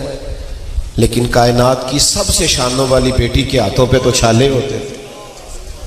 اللہ کرے آپ کو سمجھ آئے میری بات کی. اور پھر جا کے عرض کیا یا رسول اللہ ایک غلام مل جائے. پڑھیے بخاری مسلم. تو کائنات کو بانٹنے والے محبوب نے کہا فاطمہ 33 بار سبحان اللہ پڑھا کرے، 33 بار الحمدللہ اور 34 بار اللہ اکبر پڑھا کریں. جب بھی پڑھیں گی غلام آزاد کرنے کا ثواب ملے گا. لیکن چکی انہوں نے خود ہی پیسی ہے، آٹا انہوں نے خود ہی گوندا ہے. او بھائی ایک تو سادہ طرز زندگی، پھر جد و جہد کا مزاج، کوشش، کاوش. وہ لوگ انقلاب لائیں گے جن کی گاڑیوں کے دروازے بھی کوئی اور بند کرتا ہے. وہ لوگ انقلاب لائیں گے جو چند گھڑیاں دھوپ میں کھڑے نہیں ہو سکتے. ایک دوست نے مجھے فون کیا ایک دفعہ, کہنے لگے مولوی لوگ تقریر کر لیتے ہیں کہ 3 دن پانی بند رہا اور 3 دن کھانا بند رہا اور پھر بھی بڑی بہادری سے لڑے. کہنے لگے انسانی وجود میں نمکیات کی کمی ہو جاتی ہے. روزہ رکھا ہوتا ہے تو عصر کے وقت بہت سارے لوگ ہیں جن کے لیے چلنا مشکل ہو جاتا ہے, اور 3 دن 3 راتیں بغیر کھائے پیے کیسے ممکن ہے؟ تو میں نے ان سے کہا کہ آپ کی بات درست ہے, پر اگر کسی کو بچپن سے عادت ہو, نہیں سمجھ آئی آپ کو, اگر کسی کو بچپن سے عادت ہو 3 دن بھوکا پیاسا رہنے کی, تو اس کے لیے کیا خیال ہے؟ کہنے لگے وہ کیسے؟ تو میں نے کہا پڑھیے نا امام راضی کو. امام راضی کہتے ہیں مولا علی شیر خدا اور سیدہ پاک نے روزہ رکھا تو حسنین کریمین کی عمریں تھیں 7 اور 8 سال کے درمیان. دونوں شہزادوں نے عرض کی ابا جی ہم نے بھی روزہ رکھنا ہے. 3 دن روزہ رکھا تو تھوڑے سے جوں لائے مولا علی, 2-3 روٹیاں بنی, لیکن عین افطار کے وقت دروازے پہ فقیر آ گیا, اٹھا کے اسے دے دیا. دوسرے دن پھر روزہ رکھا, پھر فقیر آ گیا, پھر اسے دے دی. تیسرے دن پھر رکھا, پھر مسکین آ گیا, اسے دے دیا. اور میں نے کہا جن کی ماں نے 7 سال کی عمر میں ٹریننگ کرائی تھی نا 3 دن روزے رکھنے اور صرف کھجور پانی پہ گزارا کرنا, ان کو پھر 50-54 سال کی عمر میں کربلا سجانی پڑی ہے تو ان کے لیے مشکل کوئی نہیں پیش آئی. ویسے تو اس کا روحانی جواب بھی ہے کہ تیری نسل پاک میں ہے بچہ بچہ نور کا, تو ہے عین نور تیرا سب گھرانہ. آج کل لوگ فخر سے سناتے ہیں, کہتے ہیں جی وہ گھر میں کوئی کھانا نہیں پکا ہوا تھا مرضی کا تو بچے نے موبائل توڑ دیا ہے. تو یہ کوئی کمال کی بات ہے؟ یہ صبر کیسے کرے گا؟ زندگی کی مشکلات سے کیسے گزرے گا؟ وہ جی کھانا پسند کا نہیں پکا, آج اس نے لڑائی کی ہے, آپ نے صبر کرنا ہی نہیں سکھایا, بچے کو مشقت ہی نہیں سکھائی. میں نے لاڈلا رکھا ہوا, آپ نے لاڈلا کہہ کے تباہ کر دی, اس کی صلاحیتیں ختم ہو گئی, کسی کام لائق نہیں رہا. ان کو جدوجہد کرنا سکھائیں, محنت کرنا سکھائیں, مشقت کی دنیا میں لائیں. یہ مشکلات سنوارتی ہیں انسان کو, یہ اس کو جینا سکھاتی ہے. لقد خلقنا الانسان فی کبد, رب فرماتا ہے میں نے انسان کو مشقت میں رہتا ہوا پیدا کیا. یہ سہولیات کے عادی لوگ کسی میدان میں کھڑے نہیں ہو پاتے. اپنی اقبال کہتے ہیں لہو مجھ کو رلاتی ہے جوانوں کی تانا سانی. تو اہل بیت نبوت کا جو اسوہ ہے وہ تو سادگی ہے, وہ تو جدوجہد ہے, وہ تو مسلسل کاوش ہے. علماء نے لکھا ہے 100 کے قریب آیات ہیں قرآن مجید میں, بعض نے 70 کہا, بعض نے کہا 100 کے قریب جو صبر کی بات کرتی ہیں. اللہ تو مہنگے مہنگے موبائل دے, آمین کیا کیا جائے. کدی کدی اتوں نظرہ چکنیاں بھی چاہیے نے, اور بھی غم ہے زمانے میں محبت کے سوا, تو کسی اور طرف بھی کبھی غور کرنا چاہیے. کیا خیال ہے آپ کا؟ 100 کے قریب آیات ہیں جو صبر کی بات کرتی ہیں, اور 500 کے قریب احادیث اور آثار ہیں جن میں نبی پاک علیہ السلام نے صبر کی بات بیان فرمائی. اور ان ساری آیات اور احادیث کو جمع کر کے حضرت مولا علی شیر خدا فرماتے ہیں جو انسانی جسم میں سر کا مقام ہے نا وہی دین میں صبر کا مقام ہے. آپ آج تلاش کر لیں ہماری سوسائٹی میں جو چیز ڈھونڈنے سے نہیں ملتی وہ صبر ہے. تھوڑا سا نا حوصلہ پیدا کریں, مزاج بردباری والا ہو, تحمل. وہ بعض لوگ کہتے ہیں مجھ سے غلط بات برداشت نہیں ہوتی, تو سوال یہ ہے کہ صحیح بات کو بھی برداشت کرنا پڑتا ہے. برداشت کرنے والی کون سی بات ہوتی ہے جو آپ کی طبیعت کے مطابق نہ ہو؟ اور نبی پاک علیہ السلام نے فرمایا میں اسے پہلوان کہتا ہوں جو غصے کے وقت اپنے آپ کو کنٹرول میں رکھے. تو صبر تھوڑا سا اپنی زندگی میں لائیں, حوصلہ لائیں. پھر بڑی جلدی لوگ بلیک میل ہوتے ہیں, بڑی جلدی. اب تو ذرا سا بھی لوگ جھیل نہیں پاتے, 1 منٹ سے پہلے ہر چیز جو ہے وہ لوگ پیش کر دیتے ہیں, ذرا بھی کھڑے نہیں ہو پاتے. جتنی چیزیں انسان کو کمزور کرتی ہیں نا وہ ساری کربلا میں موجود تھی. وطن بھی نہیں تھا, بچوں کا ساتھ بھی تھا, بھوک پیاس بھی تھی, ساری آزمائشیں تھیں. اور وہ کوثر نیازی نے کہا تھا باپ کا جنازہ اٹھانا پھر بھی کسی حد تک آسان ہوتا ہے، دعا کرنا کسی کو بیٹے کا جنازہ نہ اٹھانا پڑ جائے، کمر ٹوٹ جاتی ہے۔ لیکن امام علی مقام نے شہزادوں کے جنازے اٹھائے، میتیں اٹھائیں، اس کے باوجود بھی جب میدان میں کھڑے ہیں تو پورا ڈٹ کے کھڑے ہیں۔ تو اتنی جلدی کمزور پڑ جانا، حق کا ساتھ چھوڑ دینا کس کو نہیں پتا۔ تو میں جلسے سے واپس آ رہا تھا ایک رات، تو ہمارے ایک دوست ہیں، تو ایک ایم این اے صاحب کے بڑے خاص دوست ہیں اور بڑی ان کی وہ کمپین کرتے ہیں، تو سڑک پہ کھڑے تھے، میں نے ان کو آواز دی، میں نے کہا صاحب آپ نے بیج بھی لگا رکھا ہے اور آپ کا لیڈر تقریر کر رہا ہے، سنیں تو صحیح جا کے۔ کہنے لگے تو انہوں بھی پتہ ہے، تو مینوں بھی پتہ ہے، جھوٹ پہ ماردا ہے سارے۔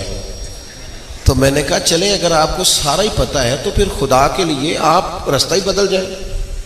پتہ ہے فلاں جھوٹا ہے، بد کردار ہے، کیا مانا ہے پھر اتنا دھوکہ اپنے آپ کے ساتھ، اتنا دھوکہ قوم کے ساتھ، سب پتہ ہوتا ہے۔ فلانا سیاسی بیان دے رہا ہے، پھر بھی کارکن بنتے ہو، اپنے دروازوں کے سامنے سیاسی دفتر کھولتے ہو، میں نے فلانے کی حمایت کر دی اور میں نے فلاں کی مخالفت کر دی، اور پھر آپ 10 محرم کو آ کے حسینی بھی بن جاتے ہو۔ ایسے تھوڑی چلے گا، یہی تو مزاج میں فرق ہے۔ جو حسینی مزاج لوگ ہوتے ہیں وہ ہوا کسی طرف کی بھی ہو وہ اس طرف نظر آتے ہیں جس طرف حق نظر آتا ہے، وہ اس مزاج کے نہیں ہوتے کہ آج کل ہوا کدھر کی چل رہی ہے، وہ کردار کی بات کرتے ہیں۔ پھر دوسری گزارش آپ کی خدمت میں یہ بھی کرنی ہے، اہل بیت سے سیکھیے، مسلمان کا شیوا یہ ہے کہ وہ محنت کرتا ہے اور نتیجہ اپنے رب پہ چھوڑ دیتا ہے۔ جو نتیجے مانگتے ہیں وہ عابد نہیں ہوتے، تاجر ہوتے ہیں۔ میں نے اتنی نیکیاں کر لیں، اتنی خدمت کر لی، اب مجھے یہ نتیجہ ملنا چاہیے، نتیجہ نہیں مانگے، نتیجہ اللہ پہ چھوڑ دیں۔ ہمارے علماء نے زندگیاں لگا دی مشائخ نے، ڈیوٹی کی، اپنے اپنے وقت میں اپنی اپنی ڈیوٹی دے کے رخصت ہوئے، نتائج کا مطالبہ نہیں۔ امام حسین رضی اللہ تعالیٰ عنہ اپنے خاندان سمیت شہید ہو گئے تھے کربلا میں، تو کیا اگلی صبح پھر یزید کا تختہ الٹ گیا تھا؟ وہ تو 3.5 سال 4 سال 4.5 سال بعض نے لکھا ہے حکومت کر گیا۔ اتنی قربانی کے باوجود بھی وہ اگلے ایک لمبا عرصہ اس نے حکومت کی، سمجھے بات کو۔ لیکن لطف کی بات یہ ہے کہ جو اس کے حمایتی بھی ہیں نا، وہ بھی ڈر ڈر کے نام لیتے ہیں۔ امام حسین نے بظاہر حکومت ایک دن بھی نہیں کی، لیکن اس طرح حق کے لیے کھڑے ہوئے ہیں کہ قیامت تک دلوں پہ حکومت حسین ابن علی کی۔ تو اپنے اندر یہ ذوق پیدا کریں، کوئی ضروری نہیں ہے دنیا آپ کے ساتھ چلے، آپ حق بات تو کہیں۔ میں اکیلا ہی چلا تھا جانب منزل، مگر پھر لوگ آتے ہی گئے، پھر کارواں بنتا گیا۔ تو آپ ہمت تو کریں، جدوجہد تو کریں۔ اور پھر اہل بیت نبوت کی زندگیوں سے جو بہت زیادہ سیکھنے کی بات ہے اور سمجھنے کی بات اور غور کرنے کی بات ہے، جتنی کتابیں آپ پڑھیں گے نا سیدہ پاک کی سیرت پر، مولا علی کی سیرت پر، حسنین کریمین کے حالات پڑھا، آپ حیران ہوں گے کہ ہر مصنف نے لکھا ہے مہینہ مہینہ چولہا نہیں جلتا تھا، لیکن جس نے بھی یہ لکھا ہے نا گھر میں مہینہ مہینہ چولہا نہیں جلا، اسی نے 2 صفحے چھوڑ کے لکھا ہے جو دروازے پہ آیا ہے اسے جھولی بھر کے عطا فرمایا ہے۔ یہ جو سخاوت ہے نا، دوسروں کو ترجیح دینا، آج تو مزاج ہی نہیں ہے سخاوت کا۔ آج تو آپ کو میرا مطلب ہے کہیں کیمرے کے آگے پیسے پھینکنے پڑیں تو پھر نکلتے ہیں جیبوں سے، لیکن ویسے اگر کہیں کسی جگہ امداد کا معاملہ ہو، ناراض ہو گیا ہو جو یار میرا دل کر دے ہو کہ آنکھوں کو نہیں کرنا، اس طرح کے ناراض ہو جاؤ کہ بدل جاؤ پھر کہ آئندہ نہیں کریں گے۔ تو خدا کے بندو، اور بھی کئی طریقے ہیں، ان کو استعمال کیا جا سکتا ہے، لیکن آپ استحصال تو نہیں کریں نا۔ آپ اس شخص کو جو مجمع میں کھڑا ہے اور جس بیچارے نے بچوں کی فیس نہیں دے پایا اور بچے چھڑوا لیے، وہ کیا سوچتا ہے نوٹوں کی ریم جھم میں کہ یہ میرے ساتھ کیا ہو رہا ہے اور یہ یہاں کیا لذت پیدا کی جا رہی ہے۔ کچھ چیزیں سمجھنے لائق، غور کرنے کے لائق۔ تو اہل بیت نبوت سے یہ بھی سیکھیں اپنی زندگی کے اندر، آپ اس بات پر غور کریں اور توجہ دیں کہ ہم نے حضور کی اولاد پاک سے یہ ساری چیزیں سیکھنی، اور سیکھ کر پھر ان پر عمل کرنا اور اپنی زندگی کو سنوارنا ہے۔ آخری بات کرتا ہوں، 9-10 محرم کی درمیانی رات تھی،